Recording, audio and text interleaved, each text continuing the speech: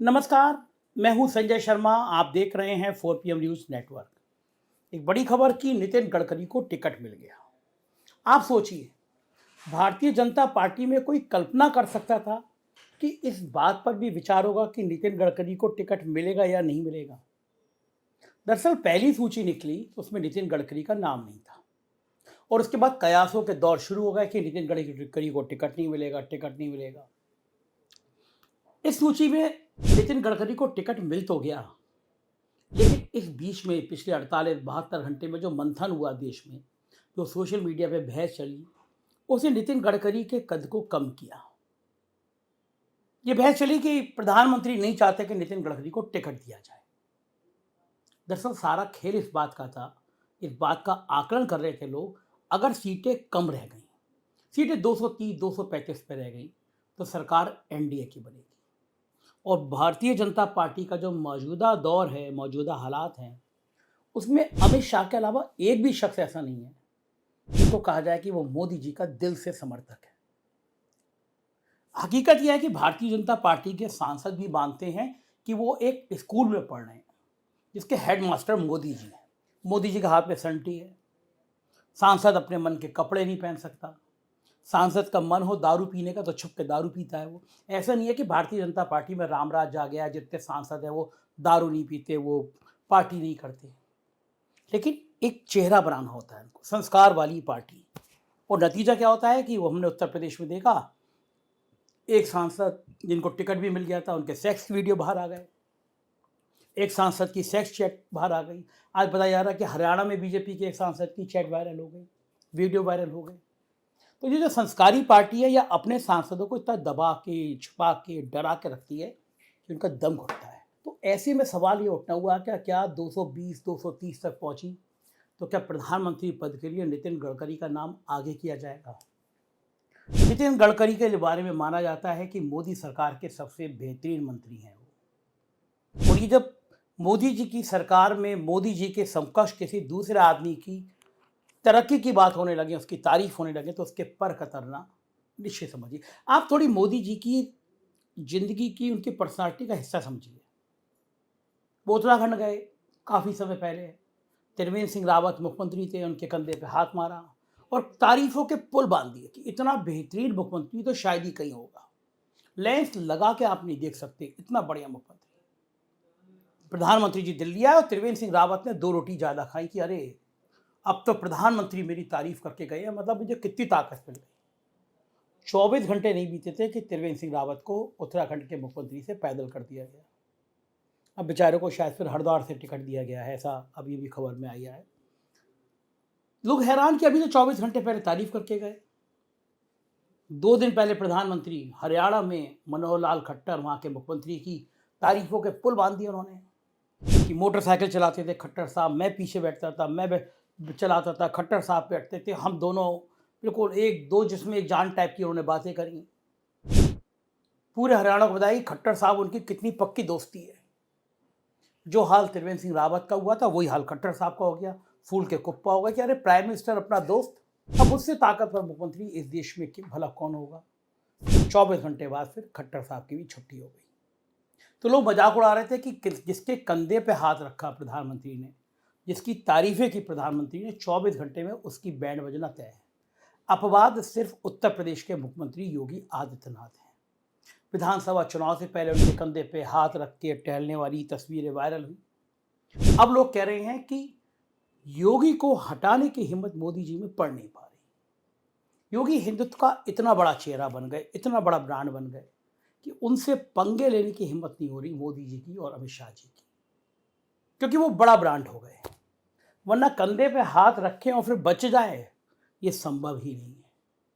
तो इन कवायदों के बीच में नितिन गडकरी बार बार चर्चा में आ गए। नितिन गडकरी प्रधानमंत्री हो सकते हैं, नितिन गडकरी प्रधानमंत्री हो सकते हैं। पिछले 7-8 महीने में गडकरी के पर कतरने की कोशिशें कम की नहीं की गई। उनके सारे मंत्रालय ले लिए गए, एक मंत्रालय को छोड़ के उन्हें संसदीय कार्य समिति से बाहर का रास्ता दिखा दिया गया। और एक रोड जो दिल्ली की द्वारका की बनी थी, उसके भ्रष्टाचार की कहानियां खुद भारतीय जनता पार्टी के कुछ नेताओं से द्वारा मीडिया में लीक कराई गई। मतलब था कि नितिन गडकरी की इमेज ऐसी कर दो कि वो बदनाम टाइप के मंत्री हैं, वो पैसा कमाते हैं। नितिन गडकरी की कंपनी पे जो छापा पड़ा था उसकी चर्चा जारी करा दी गई। नितिन गडकरी की कंपनियों की जो जांचें चल रही हैं उसकी बात कर दी गई। मतलब जनता में नितिन गडकरी की छवि ऐसी कर दो कि लोग सोचे ना कि प्रधानमंत्री बनना है। और उसके बाद जब पहली सूची में नितिन गडकरी का नाम नहीं निकला तो लोगों ने कहा कि पता नहीं टिकट मिलेगा भी नहीं मिलेगा। महाराष्ट्र के अंदर खलबली मची हुई। शिवसेना का उद्धव गुट खेमा, कांग्रेस, एनसीपी सब गडकरी की तरफ निगाह लगाई हुई थी। उद्धव ठाकरे ने तो बाकायदा न्योता दे दिया, अरे छोड़िए ना, हमारी तरफ आ जाइए। और ये बात बढ़ने लगी, ये बात चर्चा में आने लगी कि महाराष्ट्र के अंदर अगर एक मोर्चा बन गया जिसमें गडकरी भी आ गए तो फिर सीन बदल जाएगा।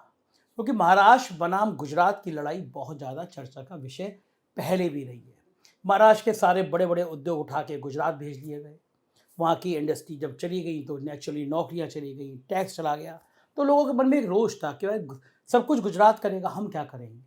दो गुजराती पूरे देश पर भारी ये नारा महाराष्ट्र में चलने लगा। ऐसे में अगर नितिन गडकरी की नाराज़गी की खबरें सामने आने लगती हैं, नितिन गडकरी मान लीजिए नाराज होकर पार्टी छोड़ देते, वो उद्धव के साथ, वो एनसीपी के साथ, शरद पवार के साथ, कांग्रेस के साथ एक खेमे में दिखाई देते, तो महाराष्ट्र में भारतीय जनता पार्टी का डिब्बा गोल होना तय था। उत्तर प्रदेश के बाद सबसे ज़्यादा सीटें देता है महाराष्ट्र, सबसे ज़्यादा सीटें आती हैं। और महाराष्ट्र में किसी भी किस्म का खतरा मोल लेने को साहब तैयार नहीं थे। तो जाहिर है गडकरी को टिकट चाह के भी देना था और ना चाह के भी देना था। दूसरा, गडकरी राष्ट्रीय स्वयंसेवक संघ के बड़े चहेते हैं, बहुत दुलारे हैं। नागपुर से आते हैं और नागपुर आप जानते हैं संघ का मुख्यालय है।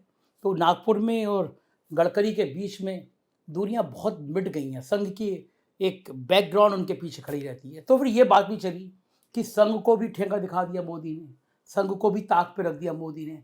और ये बातें संघ के लोगों को भी बेचैन कर रही थी। एक दौर ऐसा था कि संघ की मर्जी के बिना कोई सांसद का टिकट तय नहीं होता था। और एक दौर यह है कि लोग चर्चा करने लगे हैं कि प्रधानमंत्री ने संघ को कूड़े के ढेर में डाल दिया, पूछते ही नहीं है, मुख्यमंत्री तक बदल देते हैं और संघ प्रमुख को पता भी नहीं होता है। प्रधानमंत्री ने कह दिया, भाई संघ प्रमुख जी आप Z+ की सिक्योरिटी लो, मैं संघ के कार्यालय बनवा दे रहा हूँ, यहीं तक सीमा रखो अपनी, मुझ पे हुक्म मत चलाओ। इस तरह की बातें भारतीय जनता पार्टी के कार्यकर्ताओं के बीच जाने लगी। और संघ पहली बार अपने आप को इतना असहाय, इतना विवश, इतना परेशान दिख रहा था कि मुख्यमंत्री बदल जा रहे हैं, संघ को पता ही नहीं है। तो जाहिर है एक बेचैनी गडकरी के टिकट को लेकर भी पैदा हो रही थी कि भाई संघ का चहेता गडकरी, अगर उसका टिकट कट जाएगा तो इसका मतलब फिर संघ को कोई भाव ही नहीं देगा, संघ की कोई हैसियत ही नहीं समझेगा, संघ का कोई मतलब ही नहीं समझेगा। तो आखिर इन सब बातों पर गडकरी का वजन भारी पड़ा। गडकरी वैसे भी भारी है और गडकरी को टिकट मिला।